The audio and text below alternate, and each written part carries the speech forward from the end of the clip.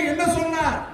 நான் ஆட்சிக்கு வந்தால் ஆண்டுக்கு 2 கோடி பேருக்கு வேலை கொடுப்போம் என்று சொன்னார்கள்.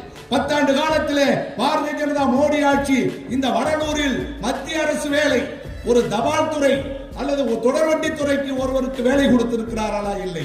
10 ஆண்டு காலத்தில் 20 கோடி மக்களுக்கு, இளைஞர்களுக்கு வேலை கொடுக்காமல் ஏமாற்றிய மோடிக்கு முடிவு கட்ட வேண்டாமா? மோடி 15 லட்சம் கொடுப்பார்னு சொன்னாங்க. உங்களுக்கு ஞாபகம் இருக்கா? 2014 பாரதிய ஜனதா தேர்தல் அறிக்கையில் மோடி இதை பிரகடனப்படுத்தினார்கள். ஆண்டுக்கு 2 கோடி பேர் வேலை. கருப்பு பணத்தை மீட்டு சுவிஸ் வங்கியில் இருக்கு, உலக வங்கியில கொண்டு போய் அவன் போட்டா இவன் போட்டான்னு சொல்லி கருப்பு பணத்தை மீட்டு வந்து ஒவ்வொருவருடைய குடும்பத்திற்கும் 15 லட்சம் ரூபாய் வங்கி கணக்கில் செலுத்துவேன் என்று சொன்ன மோடி வெறும் 15 ரூபாய் 10 ஆண்டு காலத்தில் செலுத்தி இருக்கிறாரா?